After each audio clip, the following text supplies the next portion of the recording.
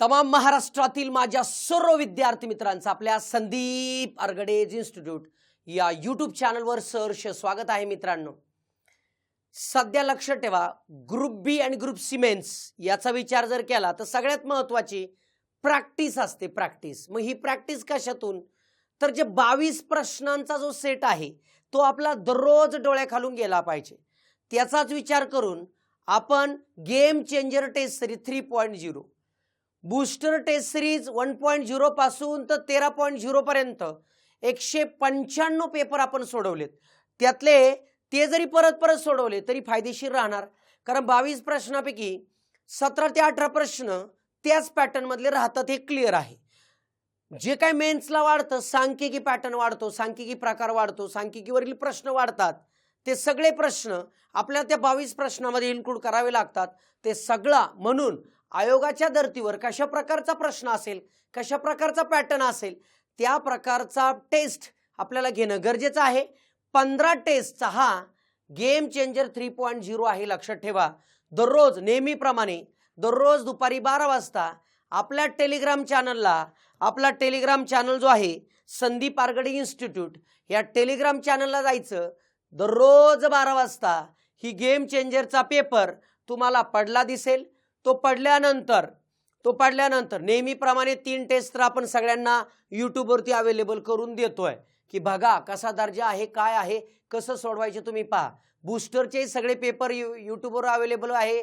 त्याच्या separate batches, त्याचे separate पुस्तक पण अवेलेबल झालेले आहेत. तुम्हाला फक्त काय करायचे, प्रॅक्टिस करायचं आहे, सराव करायचा आहे. सरावानेच माणूस परिपूर्ण होतो, तसा परिपूर्ण होत नाही. तुम्ही नाही मी नाही.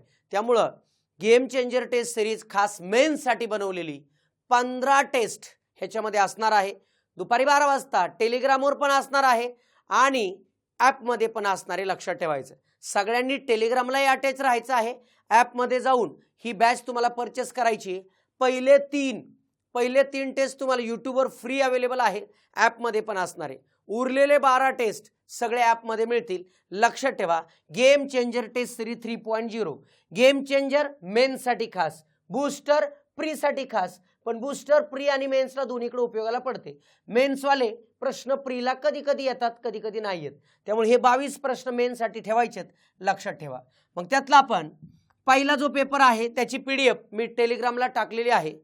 बरोबर 12 वाजता, आजच व्हिडिओ पाहता असाल तर आज 12 वाजता टाकलेली आहे. जे नंतर व्हिडिओ पाहणारे भविष्यात त्यांनी सुद्धा लक्षात ठेवा, ही टेस्ट सिरीजचा पेपर तुम्हाला टेलिग्रामवर 100% अवेलेबल आहे. सोडवायचा.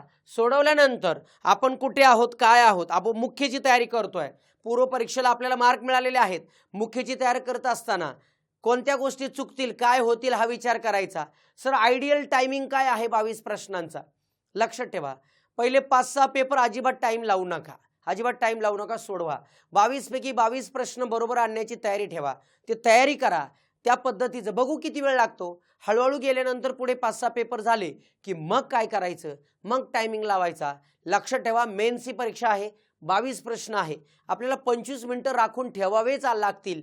प्रीपेक्षा थोडासा दर्जा मोठा ठेवावा लागतो, जास्त ठेवावा लागतो, डीप ठेवावा लागतो, साहजिकच आहे.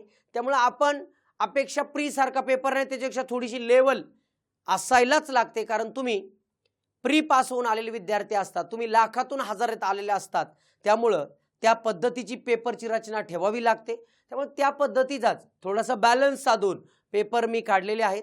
त्यामुळे पहिला पेपर त्याचे एक्सप्लेनेशन बघूया. तुम्ही पहिल्यांदा ते टेलिग्रामवरती सोडवायचे. लक्षात ठेवा. बघा पहिला प्रश्न, काय प्रश्न आहे? ABCDEF हे 6 विद्यार्थी शेतात बसलेले आहेत. किती विद्यार्थी आहेत? 6. बर, पझल टाइप क्वेश्चन आहे. A आणि B दिल्लीचे आहेत.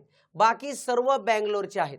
म्हणजे A आणि B लक्षात ठेवा, A आणि B दिल्लीचे आहेत, बाकीचे सर्व बँगलोरचे आहेत. बर, आपण काय पुढे प्रश्न काय बघून मग सोडवायला जाऊया. D आणि E उंच आहे, बाकी सगळे बुटके आहेत. म्हणजे उंच D आणि F दिसतोय. D आणि F उंच आहे, बाकी बुटके आहेत. ACD ह्या मुली आहेत, बाकी सगळे मुलगे आहेत. म्हणजे इन्फॉर्मेशन दिली.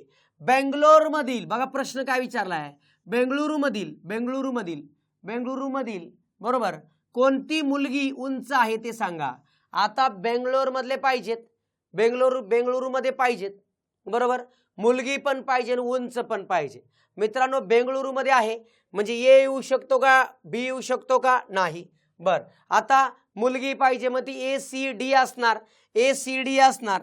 एफ येण्याचं काही कारण आहे का, ई येण्याचं काही कारण आहे का, कारण ही मुलं आहेत. बर, उंच आहे मग डी आणि एफ उंच आहे, त्यामुळे सी उंच आहे का, नाही. ऑप्शन नंबर किती, 2 बरोबर. म्हणजे पझल टाईप सिंपलचा क्वेश्चन. कोण राहतोय बेंगळुरूला, दुसरा मुद्दा उंच कोण आहे आणि मुलगी पण आहे, इलिमिनेट केलं. ऑप्शन नंबर किती बरोबर, 2 बरोबर. बघा पुढचा प्रश्न, अक्षरमालेचा प्रश्न. ॲनालॉजी म्हणजे पहिल्या पार्टपासून दुसरी कशी, तिसऱ्यापासून चौथी कशी. म्हणजे इथं वाक्य दिले बघा, ज्याप्रमाणे दुसरा अक्षरगट पहिल्या अक्षरगटाशी संबंधित असतो, म्हणजे हा दुसरा अक्षरगट पहिल्या गटाशी संबंधित असतो, त्याचप्रमाणे तिसऱ्या गटाशी संबंधित असणारा चौथा अक्षरगट ओळखा.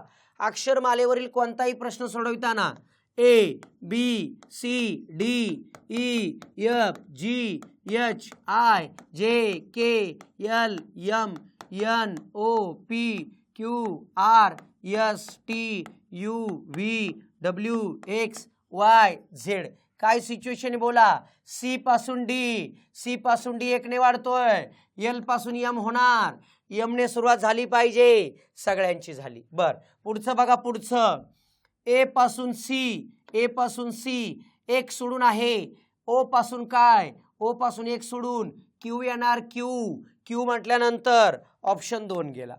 करेक्ट आहे. चला तिसरं, एन पासून क्यू, एन पासून 1 2 3 2 सोडून पुढे म्हणजे +3 म्हणा, 2 सोडून पुढे म्हणजे ए पासून डी डी येणार, चौथा पर्याय गेला. आता बघा राहिलेले 2 पर्याय, एस एन आर ए. चला, व्ही पासून झेड 3 सोडून पुढे आहे, एन पासून 3 सोडून पुढे काय येईल, आर. ऑप्शन कोणता गेला, 1 गेला. ऑप्शन 3 बरोबर. करेक्ट. बघा पुढचा प्रश्न काय आहे, 3 घड्याळांच्या घंटा सकाळी 6 वाजता एकाच वेळेला वाजतात. 3 घड्याळ आहेत, त्यांची जे टोल आहेत, त्यांची घंटा जी आहे ती 6 वाजता सगळ्यांची एकाच वेळेस वाजते. या वेळेनंतर क्रमागत 10 मिनिटांनी, 30 मिनिटांनी, 45 मिनिटांनी वाजतात. म्हणजे प्रत्येक जण 3 घड्याळ आहे बरं का, क्रमागत. म्हणजे पहिलं जे घड्याळ आहे ते दर 10-10 मिनिटांनी घंटा वाजणार, 10 20 30 40 असं. दुसरं जे आहे 30 मिनिटांनी, 30 60 90. तिसरं जे आहे ते 45 मिनिटांनी, 45 90 135 180 अशा पद्धतीने. तर तिन्ही घड्याळात पुन्हा एकदाच कोणत्या वेळेला ते घंटा एकत्र वाजतील, पुढे वाजायचे, एकत्र वाजायचे. तिघांचा लसावी काढावा लागणार, 10 30 45. ह्या तिघांचा लसावी जर काढला तर काय येतो बघा, लसावी म्हणजे अशी संख्या असते ह्या सगळ्यांनी भाग जाणारी संख्या. मग या सगळ्यांना पहिलं बघूया 5 एके 5, 5 दुने 10, 5 सक 30, 5 9 45. चला आता कितीने जाईल, 2 ने जाईल, 2 एके 2 2 त्रिक 6 9 तासाच. आता 3 ने जाईल 1 तासाच, 1 3 एके 3 3 त्रिक 9. मग या सगळ्यांचा जो गुणाकार असतो, या सगळ्यांचा गुणाकार म्हणजेच आपला काय आहे, तर आपला आहे लसावी. 5 दुने 10, 10 त्रिक 30, 30 त्रिक 90. म्हणजे 90 मिनिटांनी ते एकत्र पुन्हा वाजणार आहे. 90 मिनिटं म्हणजेच काय, 1 तास 30 मिनिटे, 1 तास 30 मिनिटे. म्हणजेच काय, पहिल्यांदा एकत्र वाजले होते कधी, सकाळी 6 वाजता, 1 तास 30 मिनिटं. म्हणजे सकाळची वेळ 7:30 वाजता वाजणार. ऑप्शन 3. जाणून बुजून संध्याकाळी 7:30 पण दिलेलं आहे. कधी कधी 6च्या पुढे 1.5 तास म्हणून 7:30 कळतं, पटकन पोरगं टिक करतं 1ला. पण इथं सकाळी, इथं संध्याकाळ दिले. एवढं थोडे ट्रॅपमधून तुम्हाला अडकवण्याचा प्रयत्न इथं आहे. परीक्षेला तुम्ही अशा सिली मिस्टेक करत नाही, कारण का त्या पद्धतीचे प्रश्न आपल्या डोळ्याखालून गेलेले असतात, लक्षात ठेवायचं. बघा पुढचा प्रश्न, वादळामुळे एक झाड मोडलं, मोडल्यामुळे झाडाचा शेंडा आणि जमिनीवर टेकला. बर, व मोडलेला भाग उभ्या झाडाशी 30 अंशाचा कोन करतो. म्हणजे डोळ्यासमोर येते का बघा, हे जे झाड होतं, हे जे झाड आहे, म्हणजे आता हे झाड आहे, ॲक्च्युली इथून झाड होतं ते इथून तुटलं आणि इथं शेंडा टच झाला. इथं 30 डिग्रीचा कोन तयार होतोय हे जमिनीशी. आणि पुढे काय दिले बघा, जर झाडाचा शेंडा आणि खोड यांच्यामधील अंतर हे जे आहे हे 24 अंतर आहे, तर तर तर त्या झाडाची उंची किती? आता झाड हे अर्ध आहे बरं का, हे ॲक्च्युली इथून असंही होतं, हे असं, म्हणजे ही जी लांबी आहे ही लांबी आणि ही लांबी सेम, असं कुठं झालं, टच इथं तुकडा झाला आणि ते खाली टिकले, लक्षात ठेवा. मग इथं 30 अंश कोनासमोरील बाजू तुम्हाला लक्षात येत असेल काय, 30 60 90, तुम्हाला माहिती आहे 90 अंशाचा कोण आहे हा, साहजिकच. आणि मग हा उरला कोण, 60 अंशाचा कोण. मग आपल्याला झाडाची लांबी काढायची, म्हणजे हा एक बाजू कळली पाहिजे, म्हणजे हा आणि हे दोन्ही कळले पाहिजे. मी याला एक्स म्हणतो, म्हणजे हे एक्स आहे, हे वाय.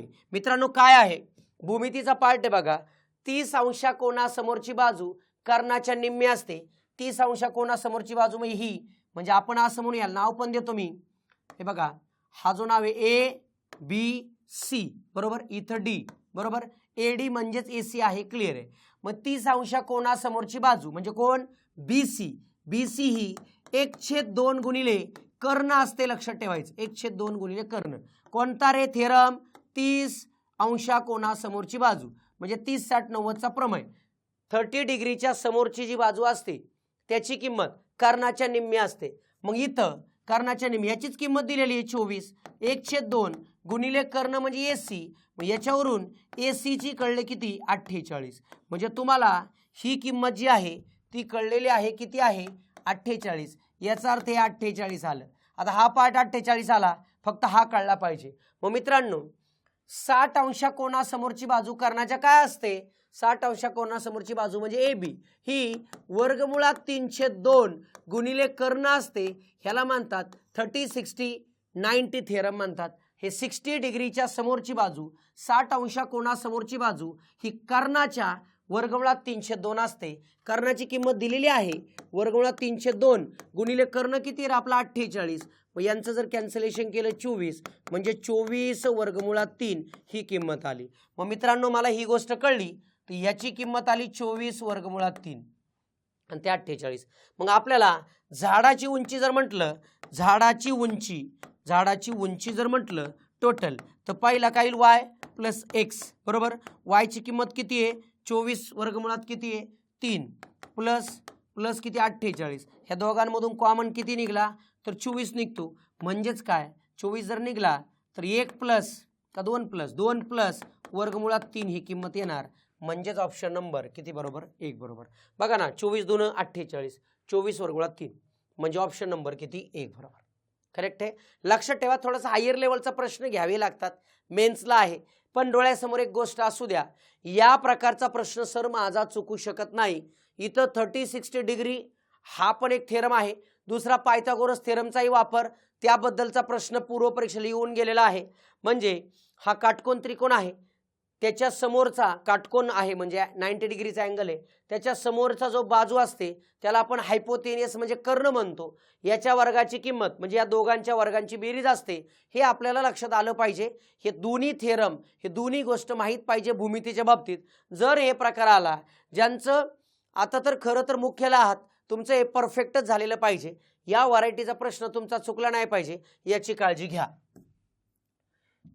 प्रकाश आणि मालती यांच्या वयातील अंतर बघा, काय काय दिले, प्रकाश आणि मालती यांच्या वयातील अंतर a मायनस बी आहे. आणखी 10 वर्षानंतर त्यांच्या वयातील अंतर किती होईल. आता साधं सोपं फक्त अंडरस्टँडिंगचा प्रश्न होता. दोघांच्या वयातील अंतर, माझ्या आणि तुमच्या वयातील अंतर जर 5 वर्ष असेल, कधी पण पुढे किती वर्ष जा, आपल्या दोघांच्या वयातील अंतर 5च वर्ष होणार, अंतर बदलत नाही.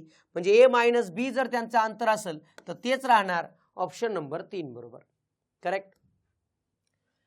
बघा पुढचा प्रश्न, जर एकटा एक काम करत असेल आणि त्याला काम पूर्ण करण्यासाठी 36 दिवस लागत असतील, एक्स आणि वाय याने एकत्र काम केले तर ते काम 24 तासात पूर्ण केले, त्यांना 2976 पगार मिळाला, तर एक्सचा वाटा किती. मित्रांनो तुम्ही एक गोष्ट लक्षात येते बघा, आपल्याला काय आहे तर गोष्ट लक्षात येते का बघा, एकटा जो आहे एकटा एक्स आणि दोघं मिळून, तर एकटा वाय पहिलं काढून घेऊ.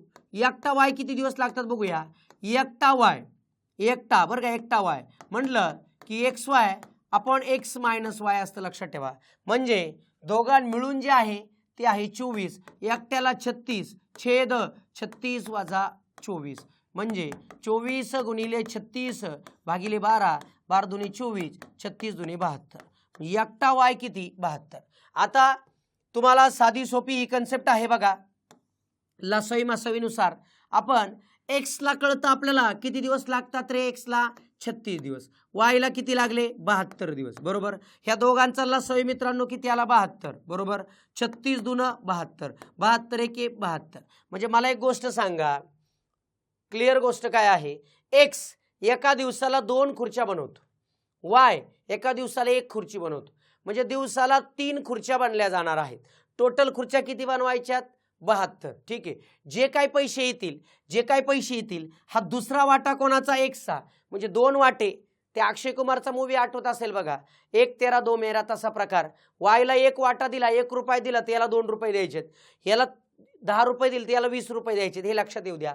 मला कोणाचा वाटा काढायचा आहे तर एक्सचा वाटा काढायचा आहे. म्हणजे सिंपल गोष्ट आहे, तुम्हाला जो आकडा दिलाय त्याचे टोटल 3 वाटे काढा आणि त्याचे 2 वाटे म्हणजे 100 वाटे, म्हणजे 2976 भागिले 3 करा गुणिले 2 करा. गुणिले 2 लक्षात आलं का? कारण एक्सचा वाटा आहे, वायचा वाटा विचारला असता मी 1 घेतला असता.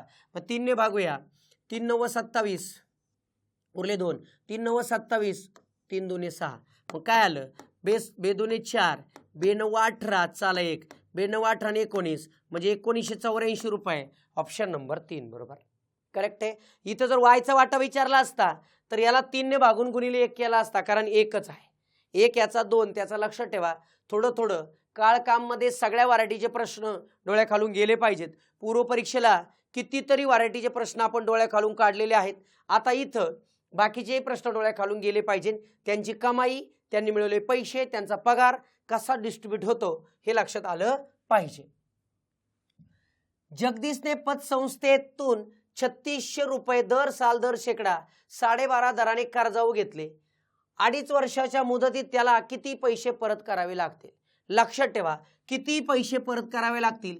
कशाने काय दिले का नाही, म्हणजे सरळ व्याज बरोबर PNR भागिले 100 बरोबर. ठीक आहे. पी म्हणजे किती 3600, एन म्हणजे किती वर्ष 2.5, त्याला 2.5 म्हणा. ठीक आहे. गुणिले किती दर आहे 12.5, 12.5 म्हणा भागिले 100. ह्याच्यावरून जे येणार आहे ते व्याज येणार आहे, लक्षात ठेवा. म्हणजे हे बघा 0 0 गेले, 0 0 गेले. मग इथं 36 गुणिले 2.5 गुणिले 12.5. आता तुमच्यापैकी जर असं नसेल मांडणी करायची तर याच्या जागी तुम्ही मांडणी अशी करू शकता. 2.5ची मांडणी कशी करतात बघा, 5/2 गुणिले 12.5ची मांडणी कशी बघा 25/2. मग हे केलं तरी चालू शकतं, काहीच हरकत नाही. 2 ने भागलं 18, 2 ने भागलं 9 बरोबर. 9 5 45 गुणिले 25, यांचं जे उत्तर येणार ते आलं तुमचं व्याज. 25 5 125, हाचा आला 12, 25 चोक 100 आणि 12 112, म्हणजे 1124 रुपये, 1125 रुपये व्याज आलं. म्हणजे 3600 रुपये तुमची मुद्दल आहे, त्याच्यामध्ये व्याज किती आलं 1125. यांची बेरीज केली 5 2 7 4 म्हणजे 4725. ऑप्शन नंबर 2 बरोबर करेक्ट. बघा पुढचा प्रश्न. एका शंकूची त्रिज्या 14% वाढवली असता शंकूच्या घनफळामध्ये कोणती वाढ न होण्यासाठी शंकूची उंची किती टक्क्याने कमी करावी लागेल? हे वाढवले तर ते कितीने कमी करावं लागेल जेणेकरून घनफळामध्ये कोणताच बदल होणार नाही. किती टक्क्याने कमी करावी लागेल? कमी म्हटलं तर लक्षात ठेवा, कमी 100 गुणिले टक्के छेद 100 प्लस टक्के. मित्रांनो लक्षात ठेवा, काय परिस्थिती आहे, ज्या वेळेस मला कमी काढायचं असतं तेव्हा इथं प्लस चिन्ह वापरायचं असतं. सगळ्यांना आपला तो शब्द माहीत असेल, कमी पडतोय वाढव. जास्त होतंय, जास्त काढायचं असेल तर कमी कर असा शब्द सांगितलाय मी सगळीकडं.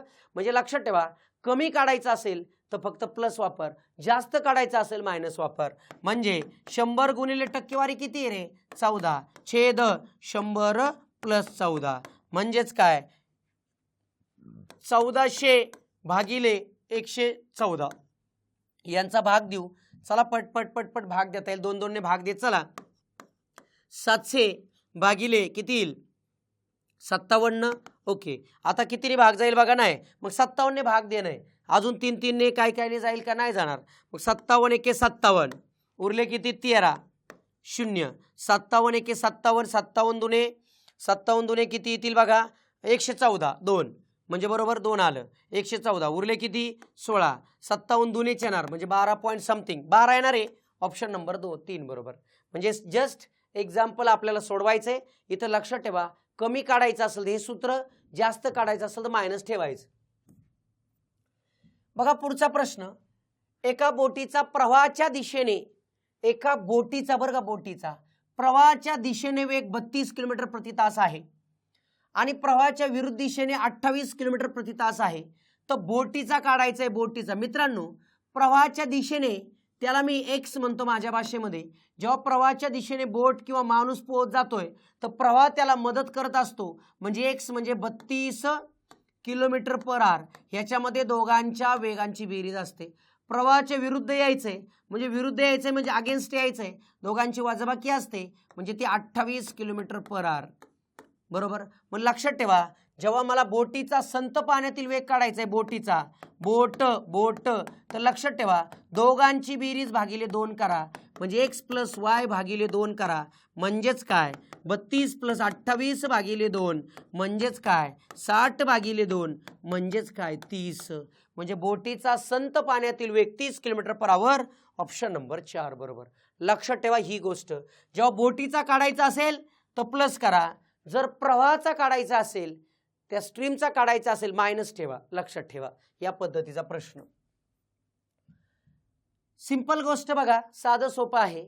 डोक्यावर उभं राहून दिशा ओळखणं म्हणजेच काय, शीर्षासन अवस्थेमध्ये असताना सुयोगला सूर्य उगवताना दिसला तर त्याच्या उजवीकडे दिशा कोणती ती सांगा. आता पूर्व मित्रांनो इकडे आहे, सूर्य उगवताना दिसतोय, सरळ मी बघतोय तर माझी उजवीकडची आणि डावीकडची दिशा लगेच कळते.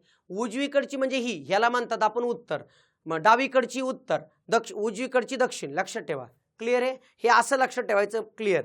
मग आता मी इकडे पाहतोय म्हणजे माझ्या डावीकडची उत्तर आली आणि दक्षिणेकडची उजवीकडची दिशा आली. आपण जेव्हा डोक्यावर उभा राहतो डोक्यावर, तेव्हा लक्षात ठेवी कन्सेप्ट अशी असते, इकडं तोंड करून इकडं उजवीकडची आली, इकडं डावीकडची आली, म्हणजेच उजवीकडची दिशा कोणती आली. ऑप्शन नंबर 3 बरोबर उत्तर. मग इथं हे काही इमॅजिनेशन करत बसायचं का नाही. रिअलमध्ये मी जेव्हा पूर्वेकडे तोंड करेल तेव्हा उजवीकडे आणि डावीकडे काय असेल हा विचार करा. म्हणजे आता बघा ही पूर्व दिशा ज्ञान चाचणी बघा, ठीक आहे. म्हणजे आता पूर्वेकडे तोंड केले बरोबर. मग डावीकडची दिशा म्हणजे उत्तर आहे, उजवीकडची दिशा म्हणजे काय दक्षिण आहे. पण हे रिअल माणूस जेव्हा डोक्यावर उभा राहतो त्याच्या उलटं करायचं म्हणजे डावी बाजू उजवी होते, उजवी बाजू डावी होते. सिंपल लक्षात ठेवा, शीर्षासन केल्यानंतर उगेच इमॅजिनेशन करायची गरज नाही. जेव्हा डोक्यावर उभा राहतो रिअलमध्ये माणूस जसा डावीकडची आणि उजवीकडची दिशा असते ती फक्त आदला बदल होते, एवढी गोष्ट लक्षात ठेवा. ऑप्शन 3 बरोबर. बघा पुढचा प्रश्न. नमन सुरुवातीस 12 किलोमीटर उत्तरेला चालत गेला, 12 किलोमीटर उत्तरेला चालत गेला 12. त्यानंतर पूर्वेकडे 15 किलोमीटर चालत गेला, पूर्वेकडे 15 किलोमीटर चालत गेला 15. त्यानंतर पश्चिमेकडे 11 किलोमीटर चालत आला. कुठे पश्चिमेकडे किती 11. हे बघा या 11 इथे आला 11. शेवटी दक्षिणेकडे 15 आला, दक्षिणेकडे 15 आला 15.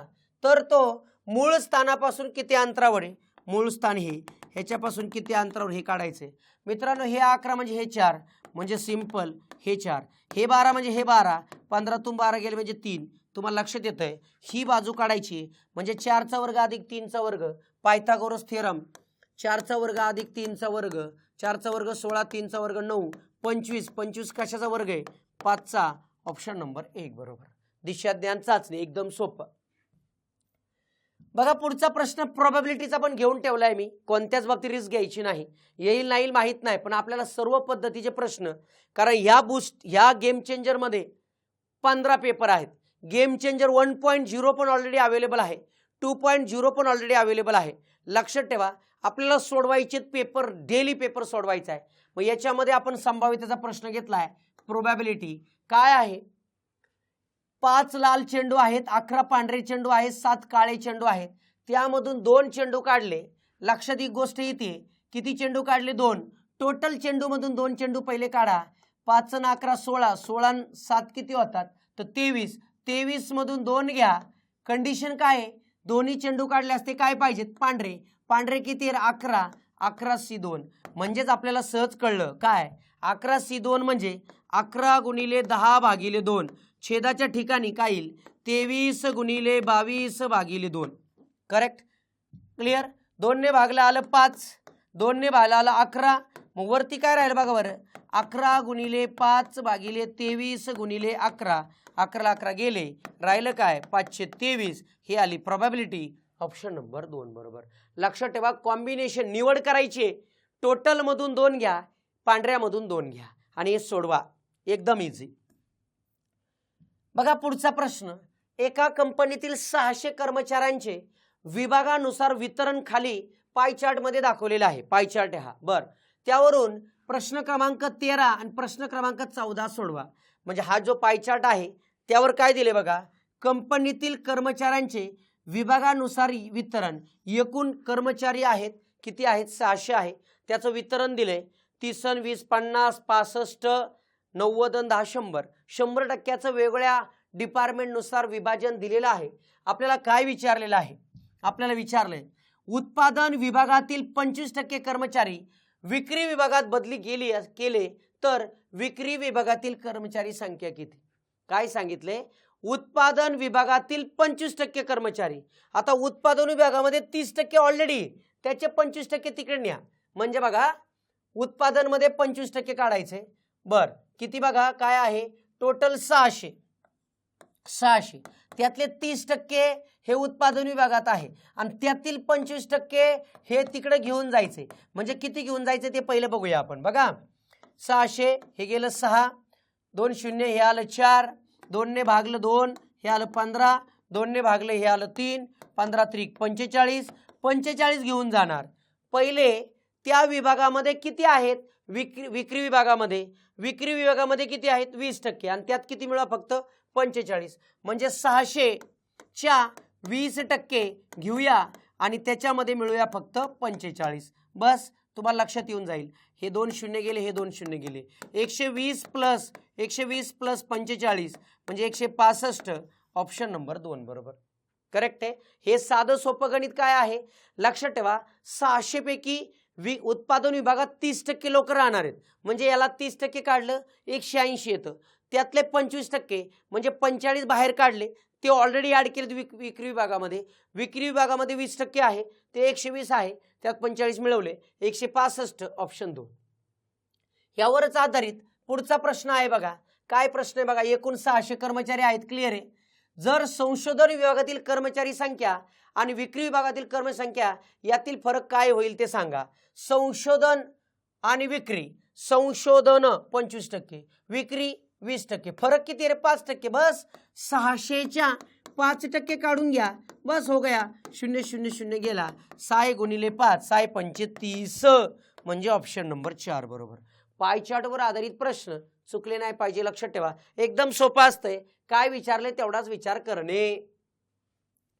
पुढे बघा थोडासा प्रश्न ट्रॅप मध्ये अडकवण्यासाठी टाकला होता मी. ट्रॅप मध्ये काय सर, प्रश्न तर लॉजिक तर लई सोपं आहे, लई सोपं लॉजिक देणं, पण ट्रॅप मध्ये अडकवणं हा उद्देश आहे. इथं आकृतीतील अक्षर व संख्यांचे निरीक्षण करून त्यामधील असणाऱ्या संबंधावरून ए आणि बीच्या किमती. मित्रांनो ट्रॅप काय सर, तर लॉजिक मित्र सोडवायला गेला 24 5 120, अरे वा ह्या दोघांची गुणाकार एवढं येतोय, मग याला 20 ने गुणलं 20 × 120 आणि इथं 15 किती 15 × 120, लई छान. बी ची किंमत 15 आणि ए ची किंमत 20, म्हणजे 15 20, ऑप्शन पटकन एकला टिक करायला बघा पोरांनो. इथं पहिला बी आणि ए आहे, मी विचारताना ए बी विचारलाय, तुम्हाला देताना बी ए दिलाय. ट्रॅप आयोगाला हेच पाहिजे, 2 किमती दिल्या तर तुम्हाला गंडवण्याचा कार्यक्रम जो असतो तो 100% ठेवलेला असतो. आपल्या लक्षात आलं पाहिजे, जेवढं सोपं लॉजिक तेवढं तुम्हाला अडकवण्याचा प्रयत्न केला जातो. थोडंसं बारकाईने पाहायचा.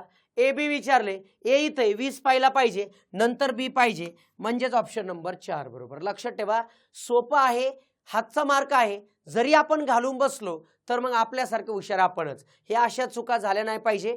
2 किमती असताना ह्या प्रश्नाच्या बाजूला छानपैकी लिहून घ्या. 2 किमती असताना एकदा क्रम व्यवस्थित बघून घ्यावा, हे लक्षात ठेवायचं. ठीक आहे. बघा पुढचा प्रश्न, एका आयताकृती सतरंजीची परिमिती 46 मीटर आहे. जर त्या आयताकृती सतरंजीची लांबी रुंदीच्या 3 मीटरने जास्त असेल तर आयताकृती सतरंजीचे क्षेत्रफळ किती? आता आयत आहे मित्रांनो, आयत मी कायम बोलत आले बघा, आयोगाला फेवरेट भूमितीमध्ये हे आयत खूप आवडतं. काय दिले? लांबी रुंदीपेक्षा, रुंदी x मानली, लांबी x + 3, तर यांची परिमिती दिली. वाक्य क्लिअर माहीत असेल सगळ्यांना, फॉर्म्युला क्लिअर आहे. आयताची परिमिती पेरिमीटर ऑफ रेक्टँगल काय आहे रे? 2 कंसात लांबी प्लस रुंदी. मित्रांनो बघा किती दिले? 46 बरोबर. 2 इकडे गुणिले भागिले करा म्हणजे आलं 23.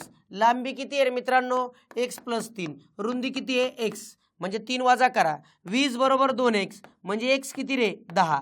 x 10 आलं म्हणजे तुम्हाला एक सहज कळलं की x 10 हे 10 किंमत आली. मग ही किती? 10 + 3 म्हणजे 13 आली. मग आता विषय आहे क्षेत्रफळाचा. मग आयताच्या क्षेत्रफळाचं सूत्र काय? तर लांबी गुणिले रुंदी. लांबी आहे किती? 13, रुंदी आहे 10, 130 उत्तर येणार ऑप्शन नंबर 3 बरोबर. 120 मीटर स्क्वेअर हे आपल्या लक्षात आलं पाहिजे, चौरस मीटर. बघा पुढचा प्रश्न, खालील अंकमालिकेतील वेगळी संख्या शोधा. 1, 4, 27, 16, 125, 64, 343. इथं कुठंतरी घन वर्ग काहीतरी विषय दिसतोय. हा 1 चा घन आहे, हा 2 चा वर्ग आहे, हा 3 चा घन आहे, 4 चा वर्ग आहे, 5 चा घन आहे, 6 चा वर्ग. अरे 6 चा वर्ग 64 नाही येत, वेगळे. ऑप्शन नंबर 2 बरोबर. आणि हा 7 चा घन आहे. विषम संख्येचा घन समसंख्येचा वर्ग हे कॉम्बिनेशन होतं, यानुसार 64 वेगळं आहे, ऑप्शन 2. बघा पुढचा प्रश्न, नीलाने एका महिला बचत गटात फेब्रुवारी महिन्याच्या पहिल्या दिवशी 2 रुपये, दुसऱ्या दिवशी 4 रुपये, पहिल्या दिवशी 2, दुसऱ्या दिवशी 4, तिसऱ्या दिवशी 6 या पद्धतीने पैसे गुंतवले तर फेब्रुवारी 2010 मध्ये बचत किती होईल? सहज सोपं, ह्याला अंकगणितीय श्रेणी अरिथमेटिक प्रोग्रेशन म्हणतात. SN = n/2 कंसामध्ये 2a 2a + n-1d. आता हा फॉर्म्युला स्टँडर्ड फॉर्म्युला आहे, पाठच पाहिजे. जर तुमची सगळ्यांची बेरीज करायची असेल, हे काय प्रकारे बघा, 1 फेब्रुवारीला 2 रुपये, 2 फेब्रुवारीला 4 रुपये, 3 फेब्रुवारीला 6 रुपये, अशा पद्धतीने करत गेलं तर तुम्हाला लक्षात येतं फेब्रुवारी 2010ला 28 दिवस आहे. 28/2 कंसामध्ये 2 गुणिले a म्हणजे सुरुवातीचा आकडा 2 प्लस n-1 टोटल 28 दिवस आहे. 27 गुणिले फरक किती? d म्हणजे डिफरन्स 2. बस यांचा जर केलं 14 आलं कंसामध्ये हे 4 प्लस 27 × 2 = 54 बरोबर की नाही? म्हणजे 14 गुणिले 58. मग यांचा जर गुणाकार केला तर काय येतं बघा, 14 किती? 112. 2 आला, हातचा किती? 2 म्हणल्यावर संपला ना विषय, क्लिअर. म्हणजे तुम्हाला सहज कळायला पण पाहिजे की 8 चौक 32 एकक स्थानच्या आकड्यांचा गुणाकार जरी केला तरी पर्यायामध्ये पटकन येऊन जातं. हे झालं आपलं स्टँडर्ड SNचा फॉर्म्युला वापरून.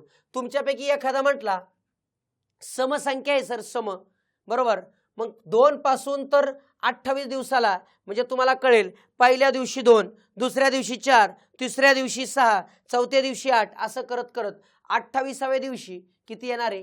तर तुम्हाला माहिती 56 येणार आहे. म्हणजे पहिली संख्या बेरीज करायची ना, पहिली संख्या समसंख्यांची बेरीज, पहिली संख्या 2, शेवटची संख्या किती? 56 भागिले 2 गुणिले एकूण किती? 28. यांचा जर विचार केला तरी येईल बघा, 2 ने बघा यांची बेरीज करूया आपण, किती येईल? तर आली किती? 58. यांचं जर भागलं तर आलं 14. 14 गुणिले 58 बघा तेच आलं होतं. ऑप्शन नंबर किती? 812, ऑप्शन 1. म्हणजे तुम्हाला इथं हेही वापर करता आला असतं, ग्रुपमधल्या सर्व समसंख्यांची बेरीज. पहिली समसंख्या 2 आहे, शेवटची कशी ओळखली? 28व्या दिवशी किती टाकणार आहे? तर 56 टाकणार आहे.